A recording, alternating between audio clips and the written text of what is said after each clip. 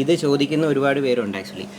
നമ്മുടെ അടുത്ത് വന്നു, എൻ്റെ വയറ് കുറച്ച് നാളായിട്ട് ഭയങ്കര ബുദ്ധിമുട്ടാണ്, അപ്പം ഞാനൊന്ന് വയറ് കഴുകാൻ തീരുമാനിച്ചു, വയറ് ഇളകാൻ വരും. അപ്പം അവരൊരു ബേസിക് കൺസെപ്റ്റ് എന്ന് പറയുന്നത് ഞാനൊന്ന് വയറ് ഇളക്കിയാൽ എൻ്റെ കുടലിലുള്ള എല്ലാ അഴുക്കും പോവാണ്, ഇതങ്ങ് ക്ലീനായി.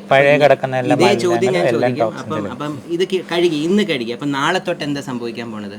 പിന്നെ അടുത്ത 6 മാസത്തേക്ക് വയറിൽ കെട്ടിക്കിടക്കുന്ന ഉദ്ദേശം. അങ്ങനെ ഒരു ദിവസം അല്ലെങ്കിൽ എല്ലാ ദിവസവും കഴുകിക്കൊണ്ടിരിക്കണം ഈ കഴുകാൻ ചോദിക്കുന്ന ആൾക്കാർ. അപ്പം ഈ ഒന്ന് കഴുകിയാൽ തീരുന്ന ഒരു പ്രശ്നമൊന്നും ഇല്ല ഇതിൻ്റെ അകത്ത്.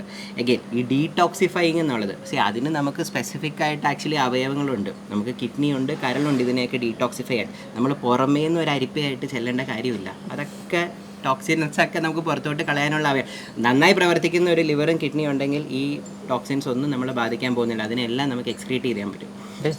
ഒരു മാർക്കറ്റിംഗ് ഗമിക് അതിലുള്ള ശരിക്കും ഡീടോക്സിഫൈങ് ഡ്രിങ്ക്സ് എന്നൊക്കെ പറഞ്ഞു വരുന്നതാണ്. തീർച്ചയായിട്ടും. നിങ്ങൾ അങ്ങനെ എന്തെങ്കിലും സാധനങ്ങൾ കഴിക്കാറുണ്ട്? ഇല്ല ഇല്ല, ഒരിക്കലും.